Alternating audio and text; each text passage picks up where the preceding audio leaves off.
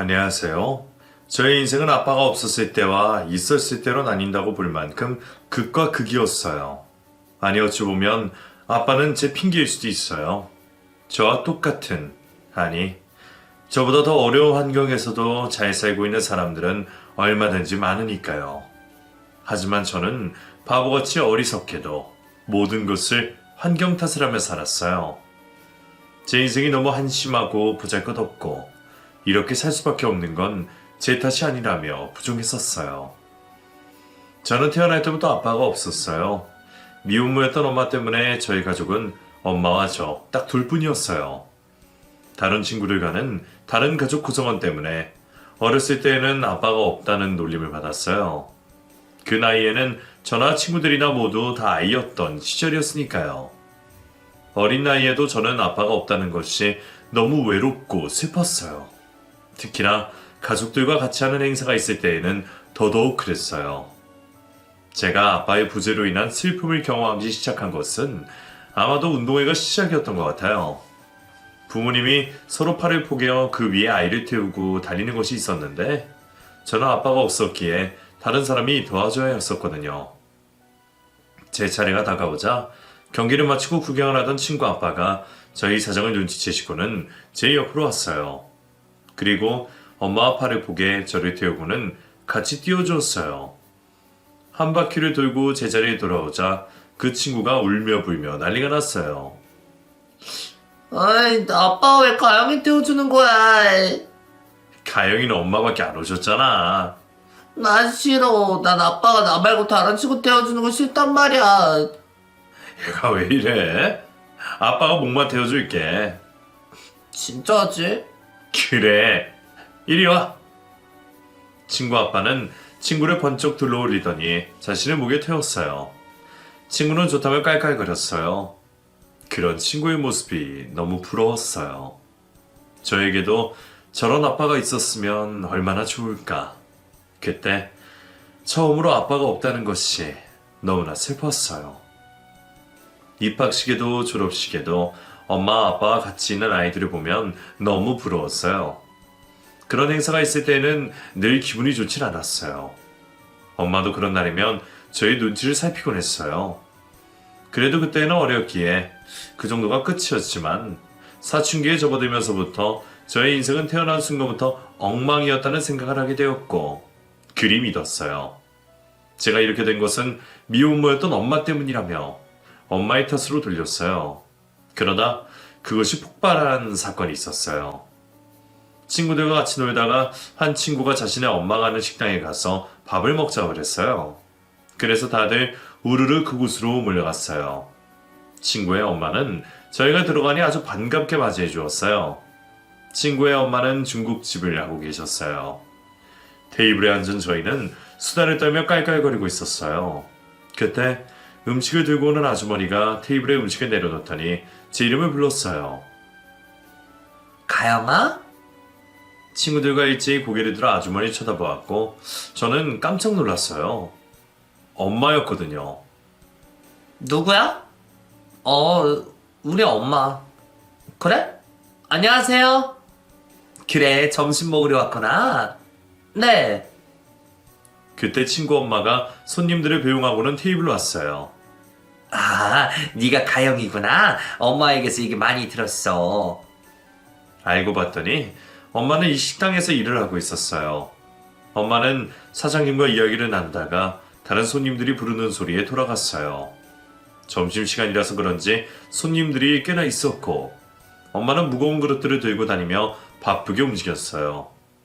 음식을 먹는 내내 일을 하고 있는 엄마의 모습 때문에 어깨가 움츠러들었고 화가 났어요. 가영아, 왜 그래? 아무것도 아니야. 저분이 너네 엄마라니 신기하다. 뭐가 신기해? 어? 우리 엄마라서 뭐가 신기하냐고. 왜 갑자기 화를 내고 그래? 됐어. 나 먼저 갈게. 가영아! 친구들이 저를 비우고 있는 것 같아서 기분이 좋지 않았고 화가 난 저는 자리에서 일어나 식당을 나왔어요. 그러자 엄마가 뒤쫓아 나왔어요. 가영아, 내 이름 좀 그만 불러. 왜 그래? 무슨 일 있었어? 이게 다 엄마 때문이야. 그게 무슨 말이야? 됐어. 뒤따라 나온 엄마를 보자 저는 더 화가 났고 무작정 달렸어요. 집 앞 놀이터에는 유치원에 다녀온 어린아이들이 삼삼오오 모여 놀고 있었어요. 벤치에 앉은 저는 어린아이들이 놀고 있는 모습을 멍하니 쳐다보았어요. 그렇게 한참이 지났고 어두워지기 시작하자 놀고 있던 아이들이 하나 둘 놀이터를 빠져나갔고 저도 터덜터덜 집으로 돌아갔어요. 집에 도착하니 퇴근을 한 엄마가 저를 기다리고 있었어요. 어디 갔다가 이제 와? 엄마의 물음에도 저는 제 방으로 들어갔어요. 엄마가 따라 들어왔어요. 얘기 좀 하자. 오늘 왜 그래? 내가 뭘? 혹시 엄마가 거기서 일하고 있어서 그래? 왜 하필 거기야? 다른 식당들도 많잖아. 왜 하필 내 친구 엄마가 하는 그 식당이냐고. 나도 몰랐어. 내가 알았으면 그랬겠니? 당장 그만둬. 사장님이 좋으신 분이셔. 편의도 많이 봐주시고. 싫어. 내가 싫다고. 왜? 거기서 일하고 있는 엄마가 부끄럽니? 부끄러워. 가영아.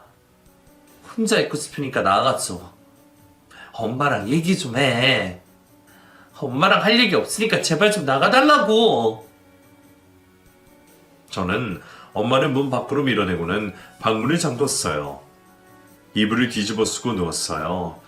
문 밖에서는 엄마의 목소리가 계속해서 들렸고 내일 학교에 가면 친구들의 얼굴을 어찌 보나 걱정이 되기 시작했어요. 다음날 학교로 향하던 저는 학교로 들어가지 않고 PC방으로 발걸음을 옮겼어요. 하루 종일 거기서 게임하고 밥 먹고 시간이 가는 줄도 몰랐어요. 늦은 시간이 되어서야 집에 들어온 저를 보자마자 학교에 오지 않았다는 연락을 받은 엄마가 다그쳤어요. 학교엔 왜 안 갔어? 가기 싫어. 왜? 내가 알아서 할게. 학교는 가야지. 내가 알아서 한다고. 네가 뭘 하든 말든 엄마는 상관하지 말라는 소리야? 그래, 나 좀 내버려둬. 아니, 얘가 커서 뭐가 되려고 그래? 엄마처럼 되겠지. 뭐? 할 것 없으면 식당에서 일하면 되잖아. 너 지금 그게 엄마한테 할 소리야? 그러니까 서로 말하지 말자고. 방문을 쾅 하고는 닫아버렸어요. 문을 열어나는 엄마의 소리에도 문을 꽁꽁 걸어 잠궜어요. 그렇게 가만히 있는 사람을 왜 건드려서는 그냥 좀 가만히 놔두지. 자꾸 저한테 잔소리를 늘어놓는 엄마가 싫었어요. 그 다음날 또다시 학교에 갈 생각을 하니 잠이 오지 않았던 저는 엄마 지갑에서 몰래 현금을 꺼내어 집을 나왔어요.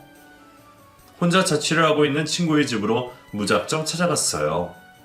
그 친구는 시골에서 중학교를 졸업하고 올라와 생활하고 있었어요. 갑작스런 저희 방문에 친구가 놀라했어요.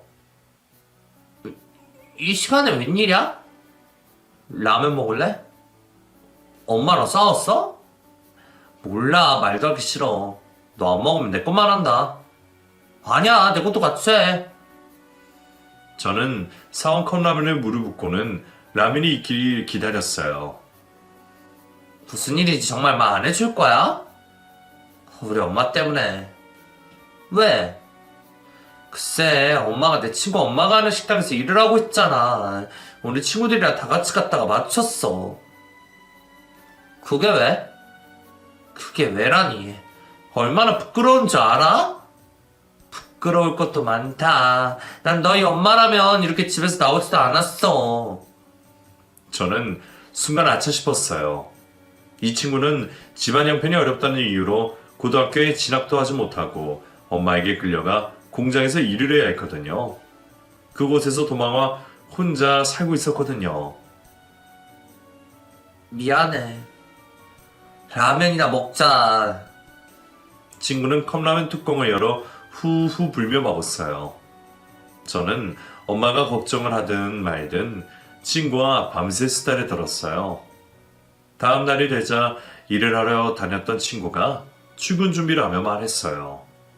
너 진짜 학교 안 갈 거야? 안 가. 왜? 그냥 가기 싫어.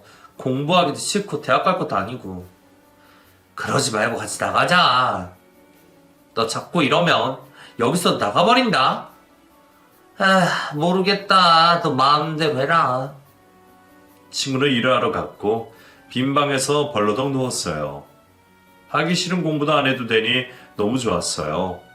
뒹굴뒹굴 거리다가 빌려온 만화책을 보고 깔깔거렸어요.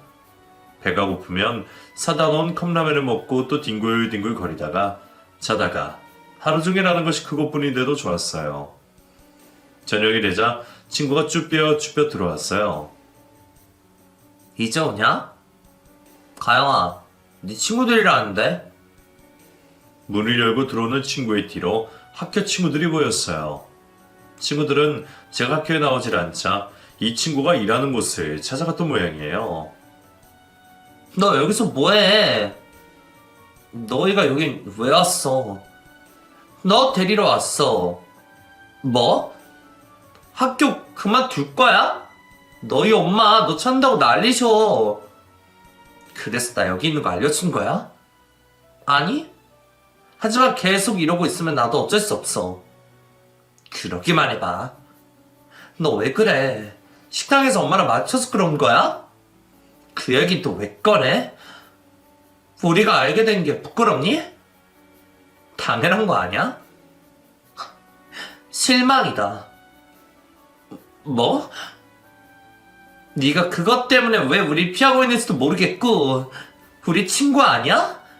너 우리 엄마가 식당이라고 있다면 나랑 친구 안 할 거니? 그건 아니지. 근데 넌 왜 그래? 내일도 학교 안 나오면 우리랑 절교하고 싶다는 뜻으로 받아들일게. 야!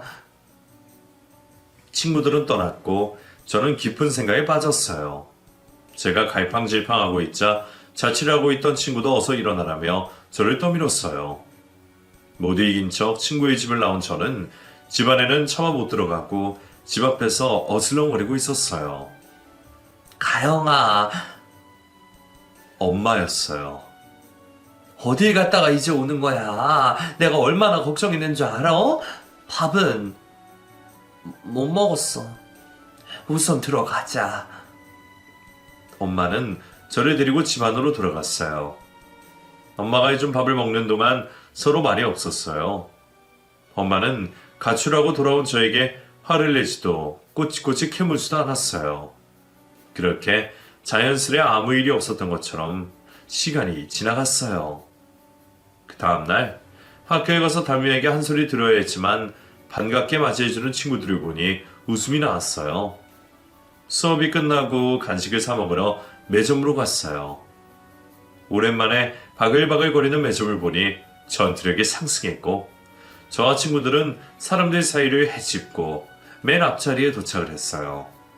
그리고는 좋아하는 과자들과 음료수를 사서는 운동장으로 갔어요. 점심을 먹고 난 후였지만 간식이 들어갈 배는 또 따로 있으니까요. 이제 학교 계속 나올 거지? 그래야겠지. 웬 한숨이야? 난 왜 학교를 다니는지 모르겠어. 너만 그렇겠니? 우리 모두 다 그렇지. 빨리 졸업이나 하고 싶다. 학교 졸업은 하고겠다는 소리네. 입안 한가득 과자를 넣고 와그작 와그작 씹어 먹었어요. 수업 시간은 그리 길게 느껴지더니 벌써 점심시간이 끝나가는 종소리가 들렸고 자리에서 일어난 저희는 다시 삭막한 교실로 올라갔어요. 수업을 하는 내내 저는 멍을 때리거나 잠을 잤어요. 그렇게 무의미한 시간을 몇 주 보내고 나니 또다시 몸이 근질근질거렸고 저는 또다시 학교에 가지 않았어요. 그러다 저와 학교를 다니고 있지 않는 또래 친구들을 알게 되었고 그들과 자연스레 어울리게 되었어요. 혼자였다면 할 수 없었을 일도 그 친구들과 함께면 겁날 것이 없었어요. 엄마의 잔소리가 늘어나면 저는 가출을 했고 가지고 있던 돈이 떨어지면 집으로 들어갔어요. 이런 일이 반복이 되자 엄마는 저 때문에 눈물 말릴 날이 없었어요. 학교를 다니고 있으니 학교 선생님도 연락이 오고 엄마도 늘 잔소리하는 것이 학교를 안 가서 그런 거라고 생각한 저는 학교를 자퇴하겠다고 선언했어요. 엄마는 공부 보고 다 필요 없다며 제발 졸업장이라도 받으라고 애원했지만 엄마의 간곡한 부탁에도 불구하고 저는 자퇴를 하게 되었어요. 자퇴를 하고 할 것이 없던 저는 그저 빈둥빈둥 백수처럼 생활을 했고 밤만 되면 친구들을 만나러 나갔어요. 학교를 그만두고 나서부터는 학교 친구들과는 멀어져 갔고 새로 만난 이 친구들과 더 가까이 지내게 되었어요. 같은 처지라서 더 그리 된 것 같아요. 그러다 이 친구들과 오토바이를 타고 다니다가 사고를 내고 말았어요. 운전을 하던 친구가 급하게 커브를 돌다가 옆에 오던 사람과 부딪히고 말았어요. 다행히 큰 사고로 이어지지는 않았지만 운전면허증이 없었던 친구였기에 경찰서에 같이 가게 되었어요. 가영아, 이게 다 무슨 일이야? 어쩌다가 이렇게 됐어? 어디 다친 곳은 없어? 연락받은 엄마가 헐레벌떡 돌아왔어요. 제 얼굴을 보더니 눈물을 글썽였어요. 2년의 미래요? 네. 자식 교육을 어떻게 시키는 거예요? 죄송해요. 보안이 고등학생이던데 똑같은 것들끼리 모여다니면서 사고나 치고 말이야. 정말 죄송해요. 하마터면 정말 인생 종칠 뻔했다고. 다른 거 필요 없고 딸내미 깜빡 모르기 싫으면 합의금이나 준비해요. 엄마는 상대방에게 합의금을 주고 합의했고 저를 데리고 집으로 돌아왔어요. 이제 그 애들이랑 다시는 만나지 마. 왜? 질 나쁜 애들이랑 어울려서 네가 이렇게 된 거잖아. 엄마, 나도 그 애들처럼 질 나쁜 애야. 뭐? 엄마 눈에는 내가 그렇게 안 보이겠지만 다른 사람들 눈엔 그 애들이나 나나 다 똑같이 질 나쁜 애들이라고. 그래서 계속 어울리겠다는 소리야? 가영아. 엄마는 답답한 듯 소리를 질러댔고 저는 방에 들어와 헤드셋을 끼고 음악을 크게 들었어요. 며칠 동안 엄마는 일을 하러 가지 않았고 집에서 저를 지키고 있었어요. 어디라도 나가려고 하면 방 안으로 저를 세차게 밀어넣었어요. 그러면서 엄마와 저의 트러블은 점점 더 커져만 갔어요. 하루라도 방구석에 있었던 적이 없었던 저는 며칠이 지나가자 온몸에 좀이 쑤셨고 방문 앞에 지키고 있던 엄마를 미치고는 방 밖으로 나왔어요. 어디 가려고? 집에 있어. 갑갑해서 미칠 것 같아. 바람도 쐬고 올게. 또 그 애들 만나러 가려고. 아니야, 돈 좀 줘. 무슨 돈? 나가려면 돈 좀 있어야지. 나한테 돈 맡겨놨니? 네 합의금으로 그동안 모은 돈도 다 날아가고 땡처 한 푼도 없어. 그러지 말고 좀 줘. 찾아봐. 찾아보고 있으면 너 다 가져. 집에 10,000원도 없어? 너 언제 정신 차려오고 그래? 엄마는 너 하나 잘 살아보겠다고 이렇게 고생하고 있는데 너는 어쩜 그래? 엄마가 이렇게 만든 거잖아. 왜 내 탓을 하고 그래? 말을 말자. 너랑 말을 해서 내가 무슨 말을 듣겠니? 속만 뒤집어지지. 엄마는 한숨을 쉬면서 입을 닫고는 방으로 들어갔어요. 집에 있긴 갑갑한데 돈이 없으니 나가기도 그랬어요. 냉장고에 있는 것들을 꺼내 먹으면서 TV 채널만 왔다리 갔다리 하고 있었어요. 그때 같이 어울리던 친구에서 연락이 왔고 저는 불이 나게 밖으로 나갔어요. 오토바이를 타고 온 친구 뒤에 올라탄 저는 친구와 함께 쌩쌩 달렸어요. 속이 뻥 뚫리는 것 같았어요. 저도 엄마가 저 때문에 속상해한다는 건 알고 있었어요. 하지만 저도 제 마음을 잘 모르겠어요. 이러지 말아야지 하다가도 엄마만 보면 자꾸 비뚤어지고 싶은 마음이 컸어요. 한참을 달리다가 저녁이 돼서야 골목역에 도착을 했고 저는 오토바이에서 내려 헬멧을 벗었어요. 야, 이가요. 누군가가 부르는 소리에 고개를 돌렸어요. 자취를 하고 있는 친구였어요. 야, 너 어디 갔다가 이제 와? 왜? 너네 엄마 쓰러지셨어. 뭐라고? 어서 집에 가봐. 저는 헐레벌떡 집으로 달려갔고 누워있는 엄마를 봤어요. 엄마 지인이 나오면서 저를 보더니 혈액 끌끌 찾았어요. 가영아, 너네 엄마 불쌍하지도 않니? 제발 정신 좀 차려라.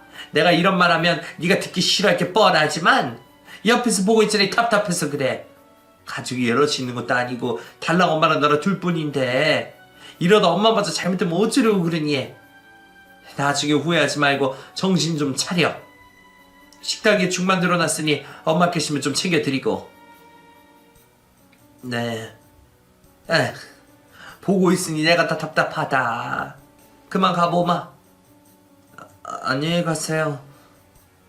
아주머니는 문을 열고 나가시면서도 계속해서 궁시렁궁시렁 거리셨어요. 엄마 곁으로 다가가니 식은땀을 흘리며 누워 있었어요. 옆에 있는 수건으로 이마에 송글송글 맺혀있는 땀을 닦았어요. 엄마는 늘 강하다고 생각했는데 지금 보니 너무 약해 보였어요. 아주머니 말대로 엄마마저 제 곁에 없으면 어쩌나 싶었어요. 몇 시간이 흐른 뒤 엄마가 눈을 떴고 몸을 일으켰어요. 가영아, 깼어? 이제 좀 괜찮아? 괜찮아. 건강 좀 챙겨가면서 일해. 엄마 걱정했어? 걱정은 무슨. 기다려봐. 죽 가져올 테니까. 저는 식탁 위에 있던 죽을 그릇에 옮겨서 가지고 들어왔어요. 아주머니가 만들어 놓고 가셨어. 고맙게 이런 걸 다. 이거 먹고 좀 쉬어. 숟가락 하나 더 가져와. 너도 같이 먹자. 난 죽 싫어해. 엄마나 먹어. 엄마는 죽을 좀 먹더니 약을 먹고 다시 자리에 누웠어요. 잠시만 쉬면 괜찮아질 줄 알았던 엄마의 몸 상태는 나아지지 않았어요. 병원에 가보자고 말을 해도 약 먹고 쉬면 된다고 버텼어요. 그 몸으로 다시 일을 시작하려 했지만 무리였어요. 결국 엄마는 식당 일을 그만두고 집에 있었어요. 엄마가 쉬게 되자 집에는 돈이 하나도 없었고 전기세, 도시가스비 등 독촉장이 날아오기 시작했어요. 그 전부터 몇 달 밀려 있었던 상태라 얼마 있지 않아 결국엔 그것들도 끊기게 되었어요. 별다른 방법이 없었던 저는 저라도 벌어야겠다는 생각에 친구가 일을 하고 있는 식당에 가서 일을 하게 되었어요. 친구는 오래전부터 일을 해서 모든 일을 손쉽게 했지만 저는 그러지 못했어요. 음식에 테이핑하는 것도 더디고 서빙을 하는 것도 실수투성이었어요. 열심히 한다고 했는데도 자꾸 실수만 하게 되자 저 자신에게 너무 화가 났어요. 결국엔 보다 못한 사장님이 차라리 주방에 가서 일손을 도와주라고 했고 저는 하루 종일 쉬지도 못하고 설거지만 했어요. 바쁜 시간에 허리 한번 못 펴본 저는 퇴근을 할 때에는 허리가 끊어지는 것 같았어요. 악소리를 내며 기지개를 폈어요. 할만해? 아니, 힘들어. 시간이 지나면 괜찮아질 거야. 사장님이 네 사정을 알고 많이 이해해 주시는 거야. 그렇겠지? 내일도 나올 거지? 그래야지. 별 수 있냐. 엄마 저렇게 누워있고 돈 벌 사람이 나밖에 없는데. 그래, 이제 철 좀 드나 보다. 친구의 말에 괜히 마음이 이상해졌어요. 집에 돌아온 저는 너무 고단한 나머지 그대로 잠이 들었어요. 다음 날도 그 다음 날도 그만두지 않고 매일같이 출근을 했어요.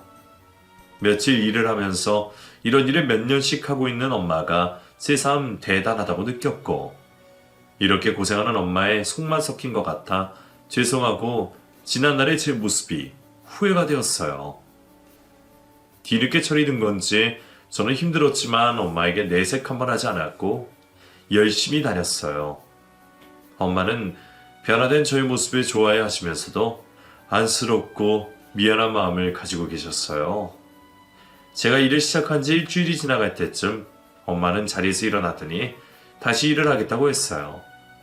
저는 좀 더 쉬라고 말을 했지만 엄마는 딸만 고생시킬 수 없다며 다시 예전에 일을 하던 식당에 나갔어요. 며칠이 지난 후 주방에서 일을 하고 있는데 전화벨이 울렸어요. 따르릉 따르릉. 가영아, 전화 좀 받아봐. 식당으로 저를 찾는 전화가 왔고 저는 전화를 받고는 곧바로 병원으로 달려갔어요.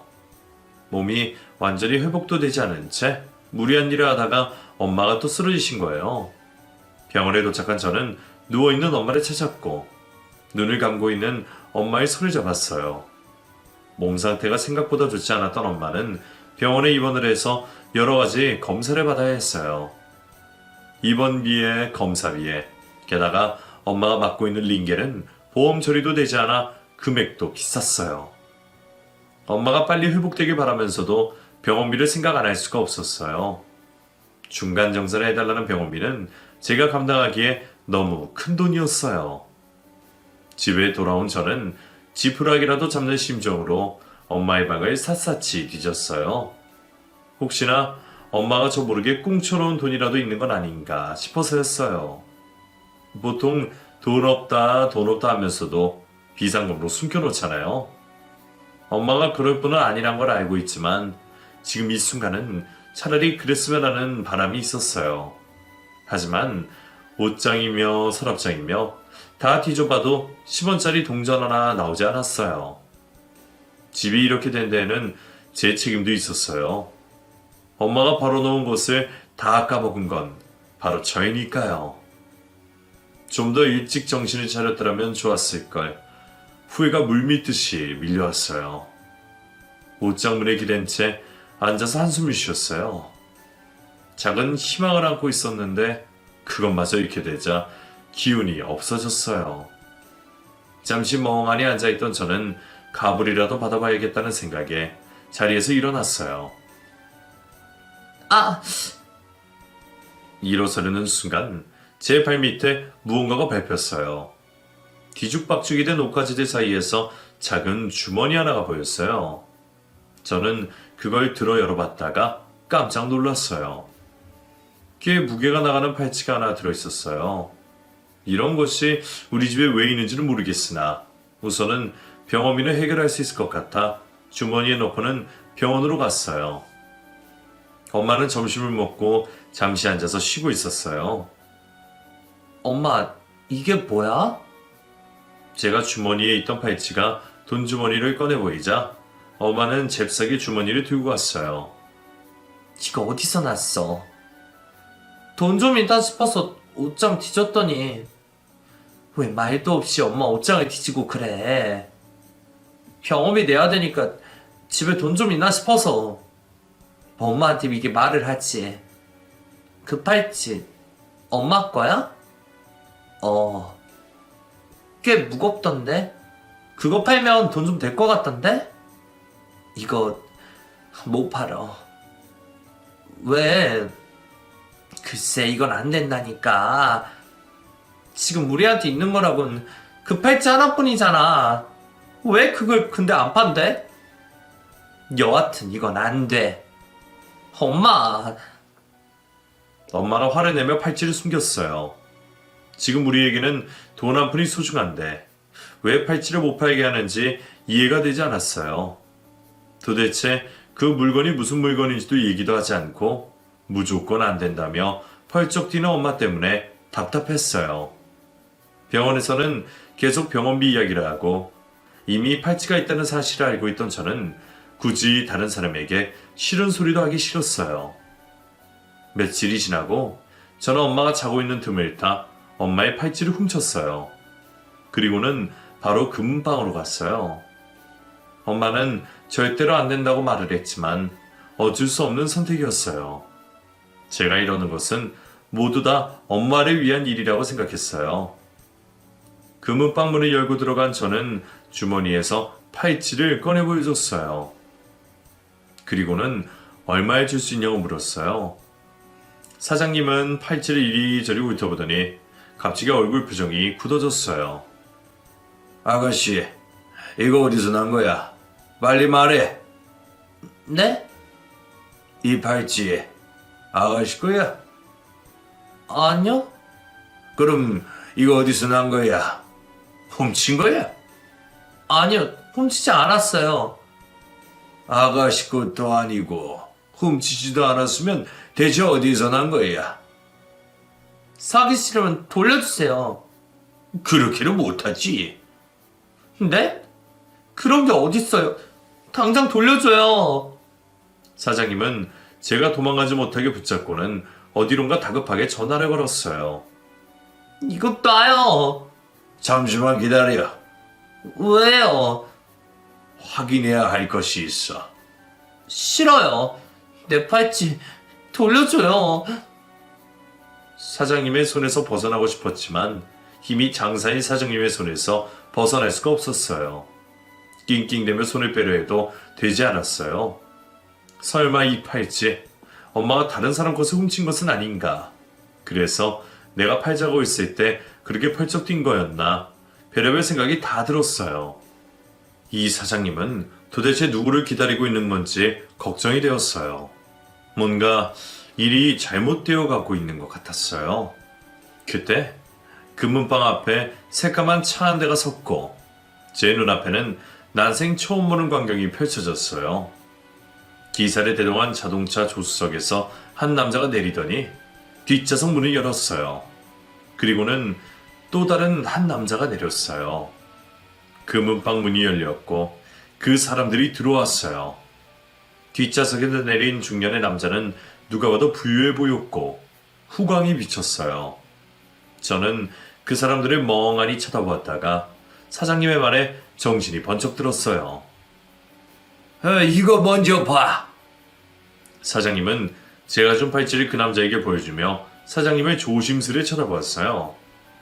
그 남자는 팔찌의 안쪽을 보더니 다리에 힘이 풀렸는지 휘청거렸어요. 그러자 옆에 있던 비서라는 사람이 부축해 주었어요. 아가씨, 이 팔찌 어디에서 났어요? 네? 이 팔찌 아가씨 것도 아니라면서요. 훔쳤어요? 아니요? 그럼 어디에서 났어요? 사실대로 말해줘요.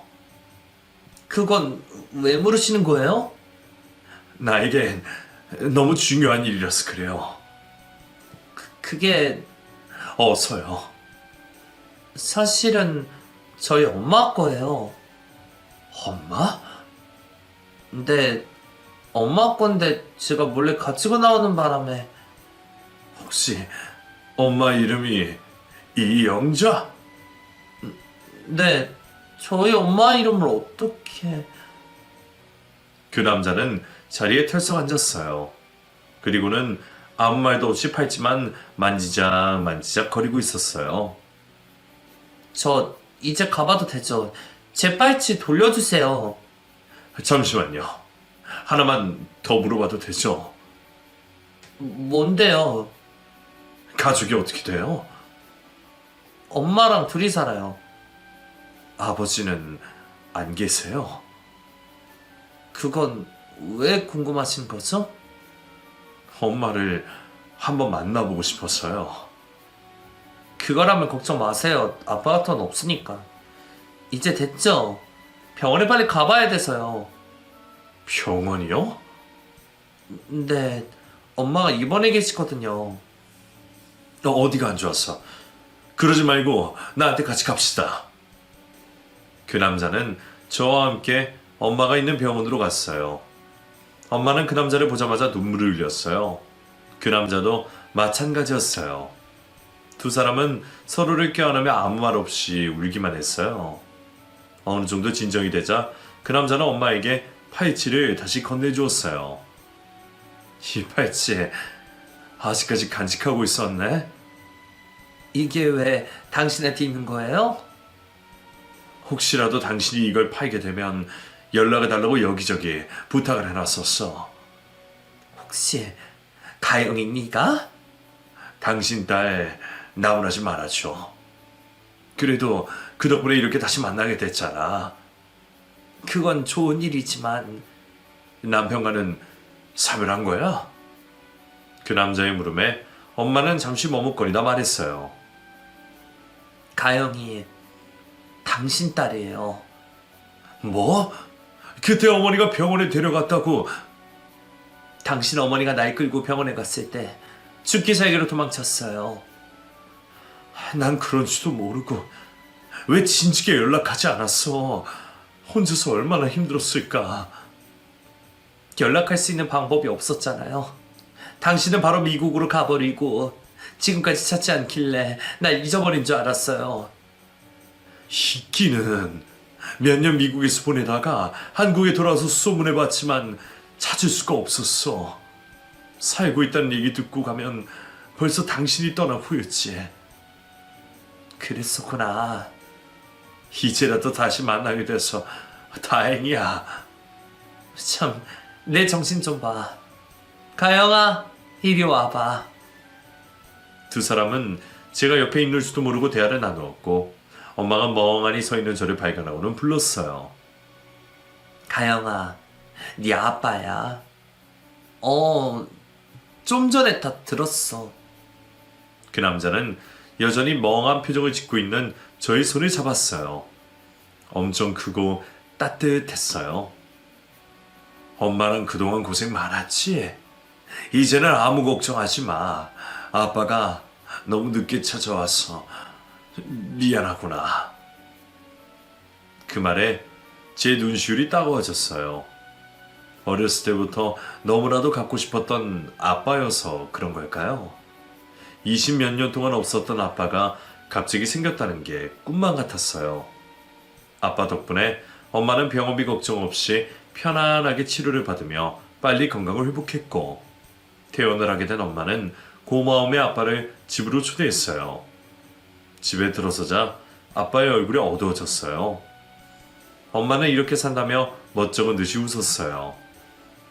엄마가 정성스레 만들어준 음식을 먹은 아빠는 조심스레 엄마가 저에게 물었어요.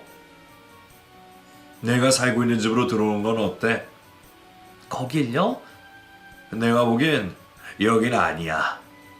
아니에요. 여기도 살만해요. 계속해서 여기서 살았고. 이젠 내가 있는데 이런 곳에서 살게 놔둘 순 없어. 정말 괜찮아요. 내가 안 괜찮아. 당장 입을 만한 옷가지들만 우선 챙겨. 아니, 그러면 내가 다 알아서 할 테니 몸만 갖자. 잠깐만요. 우리 생각만 할 수 없잖아요. 그럼 누굴 또 생각해야 해? 당신 부모님은 괜찮겠어요? 내가 말을 안 했었구나. 부모님은 오래전 돌아가셨어. 네? 어쩌다가. 사고로. 그러니 그런 걱정 전혀 할 필요 없어. 아빠는 오래되어 우풍이 숭숭 들어오는 곰팡이가 핀 이 낡은 집이 마음에 걸렸던 아빠는 엄마와 저를 데리고 본인의 집으로 향했어요. 아빠의 집 앞에 도착한 저는 깜짝 놀랐어요. TV에서만 보던 커다란 대문과 담장이 있는 전원주택이었어요. 아빠는 부모님에게 물려받은 유산으로 여러 개의 금은방을 차려서 운영을 하는 것도 모자라 사업도 하며 재산을 더 늘렸고 엄청난 재산을 가지고 있는 재력가였어요. 대문을 열고 들어서자 잔디들이 깔린 넓은 정원이 나왔고 내려다 보이는 풍경들이 너무나 아름다웠어요. 생전 처음 보는 낯선 환경에 저는 눈을 뗄 수가 없었어요. 황홀하다는 느낌이 이런 느낌인 것 같았어요. 분위기에 취한다는 그런 말들이요. 아빠는 뭐하냐며 어서 들어오라고 그러셨고 현관문을 열고 들어가는 순간 저는 또 한 번 놀라고 말았어요. 넓디 넓은 거실에는 커다란 소파가 있었고 장식 하나하나가 빛나 보였어요. 눈이 휘둥그레진 저는 눈을 이리저리 굴렸어요. 가영이도 그만 구경하고 이리 와서 앉아. 네. 멋쩍은 웃음을 지으며 자리에 앉았어요. 제가 앉아있는 이 자리가 너무 어색했어요. 그때 주방에서 아주머니 한 분이 차를 가지고 나와서 테이블에 올려놓았어요. 차라도 마시고 있으니 덜 어색해지는 것 같았어요. 당신은 나와 같이 이 방에서 지내면 되고 가영이는 2층에서 지내면 될 거야. 고마워요. 고맙긴. 당신 혼자 고생하는 것도 모르고 내가 더 미안하지. 아빠는 엄마를 따뜻한 눈으로 쳐다보며 손을 잡아주었어요. 차에 다 마신 저는 2층으로 올라왔고 제가 쓸방을 봤어요. 아빠는 엄마와 제가 이 집에서 같이 살 생각을 미리 하고 계셨는지 이미 여러 개의 가구들이 들어와 있었어요. 푹신한 침대에 누워있으니 정말 꿈을 꾸고 있는 것 같았어요. 제 인생에 이런 날이 오다니 정말 믿기지가 않았어요. 밤새 잠을 이룰 수가 없었어요. 뜬 눈으로 밤을 보낸 저는 아침에 1층으로 내려갔어요. 주방에는 맛있는 냄새가 진동을 했어요. 저는 당연히 엄마가 준비를 하고 있다고 생각했어요. 하지만 어제 저희에게 차를 내어준 아주머니였어요. 혼자 살고 계셨던 아빠는 도우미 이모님이 출근해서 집안일을 도와주고 계셨어요. 다시 주방에서 나온 저는 그제서야 방에서 나오는 엄마를 봤어요. 저희는 아주머니가 차려주신 음식을 먹었어요. 엄마와 둘이 있을 때에는 냉장고에 있는 반찬통을 꺼내어 뚜껑만 열어서 먹었었는데 식탁 위에 있는 반찬들은 저마다 예쁜 접시에 정갈하게 담겨져 있었어요. 맛있어 보이는 반찬들이 너무 많아 어디에서부터 손을 대야 할지 몰랐어요.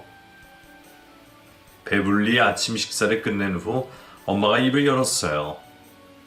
당신 말대로 여기서 살 테니 내 부탁도 하나 들어줘요. 뭔데? 집안 살림은 내가 알아서 할게요. 지금 저런 도우미 이모님이 들어오시니까 그런 건 안 해도 돼. 아니에요. 내가 하고 싶어서 그래요. 편안하게 지내면 좋을 텐데. 이렇게 가만히 앉아서 받아먹는 게 더 불편해서 그래요. 당신이 그렇다면 어쩔 수 없지. 그렇게 할게. 고마워요. 나도 하나 말할 것이 있는데 뭔데요? 나랑 결혼해 줄래? 네? 뭐예요?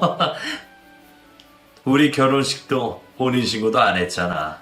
가족 사진도 하나 없고. 그건 그렇지만 이 나이에 무슨 결혼을. 그냥 혼인신고만 하고 살아요. 그럴 순 없지. 당신은 내가 하자는 대로 하면 돼. 굳이 안 그래도 되는데. 당신이 원한다면 알았어요. 아빠는 엄마에게 다시 청혼을 했고 부모님은 결혼식을 올리기로 했어요. 혼자 아이를 키우며 마음고생을 많이 한 엄마를 위해서 아빠는 무조건 좋은 걸 다 하셨어요. 결혼 반지도 웨딩드레스도 모두 다요. 결혼 준비를 하는 내내 두 분에게서 웃음이 떠나가질 않았어요. 결혼식 당일 예식장은 발디딜 틈 없이 사람들로 바글바글 거렸어요. 자퇴를 하며 멀어졌던 친구들도 소식을 전해 듣고는 축하해주기 위해서 찾아왔어요. 엄마가 일했던 곳 사장님이 제 친구 엄마였기에 가능했던 일이었죠. 오랜만에 만나 어색할 줄 알았는데 그런 것은 온데간데도 없었어요. 친구들은 아빠를 다시 만나게 된 것을 진심으로 축하해 주었어요. 고마워. 어머니도 많이 좋았지? 그렇지. 넌 어때? 행복해? 아직도 좀 얼떨떨하지만 예전보다 좋은 건 확실해. 다행이다. 이제 꽃길 걸을 일만 남았네. 엄마 보러 갈래? 그래, 그러자. 저는 친구들을 데리고 신부 대기실로 들어갔어요. 새하얀 웨딩드레스를 입고 나온 엄마는 너무나 아름다웠어요. 어머니, 너무 예뻐요. 어머, 너희들도 왔니? 아유, 부끄럽게. 좋은 일인데 당연히 와봐야죠. 고맙구나. 저희 같이 사진 찍어요. 그래, 이리로 오렴. 저와 친구들은 엄마와 함께 사진을 찍었고 예식을 시작한다는 소리에 신부 대기실에서 나왔어요. 아빠와 엄마는 동시 입장을 했고 많은 사람들이 축하를 받으며 자유로운 분위기 속에서 결혼식을 마쳤어요. 결혼식이 끝나고 난 후 저희 집 거실 중간에는 가족 사진도 떡하니 자리 잡았어요. 액자를 보고 있으면 이제야 이 집이 정말 우리 집이구나 라는 생각이 들었어요. 아빠는 그동안 못했던 남편 노릇, 아빠 노릇을 하느라 바쁘셨어요. 가족여행이란 것에 단 한 번도 가보질 못했다는 저의 말을 듣고는 처음으로 가족여행이란 것을 준비하셨어요. 여행에 필요한 것들을 하나부터 열까지 모두 다 아빠가 계획하셨어요. 이런 아빠가 있어서 너무 든든했어요. 관광지를 둘러보고 숙소에 도착한 저희는 저녁을 거하게 먹은 뒤 맥주를 한잔했고 피곤해하는 엄마를 먼저 방으로 보내고 난 후 아빠와 둘이서 더 마시게 되었어요. 가영이는 이제 어떻게 살 거니? 생각해 놓은 것이라도 있어? 아니요, 아직은. 듣자니 고등학교 졸업도 못했다고 하던데. 네, 엄마한테 들으셨어요? 그래, 네 엄마는 그게 많이 후회가 된다더구나. 끝까지 널 설득하지 못했다고. 그땐 제가 철이 많이 없었어요. 후회돼? 아주 조금이요. 조금만 더 참아볼 걸. 엄마 말대로 졸업장이라도 받아놓을 걸 뭐 그런 거요. 지금이라도 다시 시작하면 되지. 방법은 여러 가지가 있으니까.